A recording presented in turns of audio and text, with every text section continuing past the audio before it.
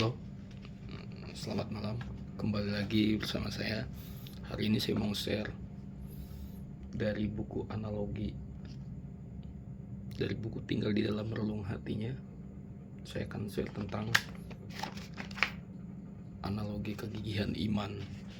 Jadi di buku ini menceritakan ada 3 orang yang datang menghadap raja. Jadi orang pertama menemui raja, dia datang, dia ingin minta sama raja. Raja bertanya, apa yang ingin kau ingini? Dan orang ini minta sepertiga wilayahnya raja, artinya dia minta wilayah. Dan ketika raja mendengar itu, raja memberikan apa yang menjadi permintaannya. Tetapi ketika raja mau kembali, raja memperhatikan ada 1 orang yang sedang menunggu di pintu gerbang. Tapi raja berlalu begitu aja. Akhirnya datanglah orang kedua menemui raja lagi. Orang kedua ini datang menemui raja seperti orang pertama, meminta bagian upahnya. Nah, upah di sini artinya dia meminta sepertiga harta kerajaan. Raja mendengar itu, akhirnya raja memberikannya kepada orang yang kedua. Nah, ketika raja mau kembali, raja kembali melihat ada 1 orang tetap menunggu di pintu gerbang. Lalu analogi kedua, di dalam analogi ini datanglah orang yang ketiga. Orang yang ketiga ini datang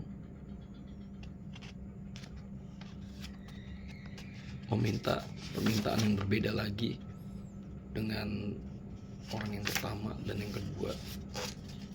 Ketika raja bertanya, apa yang kau minta dariku? Sebab aku sudah lanjut usia. Orang ketiga ini berkata gini, rajaku, aku sudah berperang dan merebut semua musuhmu atas namamu. Biarlah aku meminta bagian yang sudah sepatutnya aku dapatkan. Jika raja berkenan, biarlah aku mendapatkan kedudukan di dalam kerajaanmu.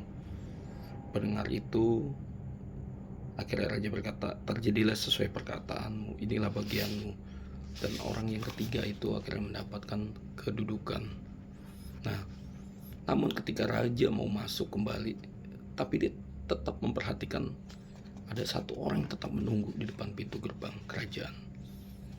Akhirnya dari ketiga orang itu yang sudah berlalu dengan permintaan yang mereka masing-masing, sampai di buku ini bilang, ketika raja kembali ke tempat tidurnya, maka gusar hati raja karena raja terus mengingat 1 orang yang menunggu di depan pintu kerajaan.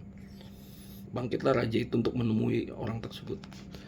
Jadi raja tuh gusar, dia datanginlah orang itu.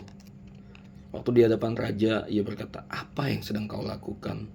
Lalu orang tersebut berkata dengan suara gemetar, raja ya rajaku, siapakah aku ini sehingga engkau memperhatikan orang rendahan seperti aku? Aku diam di pintu kerajaanmu dan melihat engkau itu sudah cukup bagiku karena aku sudah tidak punya apa-apa lagi. Melihat hal itu, tergeraklah raja oleh belas kasihan dan berkata, apa yang kau minta dariku? Orang ini pun berkata, aku tidak layak meminta apapun rajaku, tapi jika engkau berkenan, biarkanlah aku menjadi hamba bagimu. Orang yang keempat ini yang raja temui berbeda dengan 3 orang yang raja temui sebelumnya. Yang pertama minta wilayah, minta bagiannya dia. Yang kedua minta hartanya. Yang ketiga minta jabatan. Tapi yang orang keempat ini yang membuat hati raja gusar. Dia cuma bilang itu, dia cuma pengen menjadi seorang hamba. Kemudian diajaklah masuk. Orang tersebut dibersihkan dan dikenai sebuah jubah hamba. Ketika di dalam kerajaan itu, hamba tersebut bekerja dengan seluruh hidupnya dengan ucapan syukur. Hamba tersebut begitu mencintai rajanya dan juga sebaliknya. Hingga akhirnya raja itu pun makan hidangan semeja dengan hamba tersebut. Ketika melihat hal itu, ketiga orang yang tadi yang sudah pernah datang ke raja meminta 3 permintaan mereka masing-masing, di buku ini berkata, 3 orang sebelumnya pun menjadi marah dan menghadap raja. Mereka berkata, kami sudah memberikan semuanya, tapi kami tidak pernah makan sehidangan denganmu. Lalu raja pun berkata, aku sudah memberikan kalian sesuai dengan bagian yang kalian minta. Apa yang diantara kalian yang meminta untuk menjadi hambaku? Jadi raja bertanya, dari kalian tidak pernah meminta seperti orang yang keempat ini menjadi hambanya? Tentu tidak, dan sesungguhnya di kerajaan ini tidak ada yang lebih besar selain menjadi hambaku yang berkenan ini. Semua yang ada di kerajaanku menjadi miliknya. Kemudian pergilah ketiga orang itu dengan muka yang menyesal. Raja itu memberikan sebuah tongkat otoritas ke hamba tersebut. Raja ini berkata, otoritas yang ada padaku, maka ku berikan kepadamu hamba yang ku percaya. Lalu saya melihat Tuhan Yesus sudah selesai menceritakan isi hatinya. Lalu Tuhan Yesus berkata, menurutmu siapakah satu orang yang terus menunggu di depan pintu itu? Saya belum selesai menjawab dan Tuhan Yesus menjawab, itulah kekasihku, kesukaannya adalah menunggu aku. Bahkan ia tidak akan pergi sebelum menemukan aku. Itulah kegigihan iman yang dimiliki oleh kekasihku. Ia gigih menantikan aku. Lihatlah respon hati kekasihku.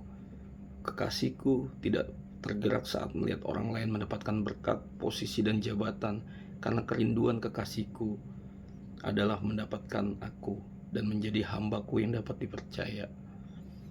Maka aku akan mengundang ia masuk ke dalam kerajaanku. Aku yang membersihkan dan memberikan jubah hamba yang baru. Bahkan aku memberikan otoritas ke atas hidupnya sebagai hamba yang berkenan. Overcomer, maukah kalian juga memiliki kegigihan iman seperti gembalamu? Jadi dari analogi tentang kegigihan ini, Tuhan Yesus bercerita tentang bagaimana hidup gembala kami, Pastor Barry, di sepanjang hidupnya. Ia cuma punya kegigihan iman untuk datang kepada Tuhan, walaupun ia tidak banyak yang belum dia, walaupun gembala kami melihat ada begitu banyak orang sudah diberikan berkat, jabatan, apapun, tapi gembala kami, Pastor Barry, hanya ingin menjadi seorang hamba Tuhan, dan dia terus menanti. Itulah yang namanya kegigihan iman. Dari sini saya sangat diberkati bahwa dalam perjalanan rohani gembala kami, bagaimana giginya gembala kami sampai akhirnya perjalanan imannya 30 tahun, kita bisa melihat bagaimana overcomer Tuhan membuat gereja kami sampai ada di relung hatinya. So, dari sini saya belajar tentang apa itu kegigihan dalam menantikan Tuhan, kegigihan dalam setiap apapun yang agendanya hanya satu, yaitu mengejar hatinya, dimana itu yang membuat sampai Tuhan gusar dan terenyuh sama seperti gembala kami. Terima kasih, demikian sharing saya hari ini.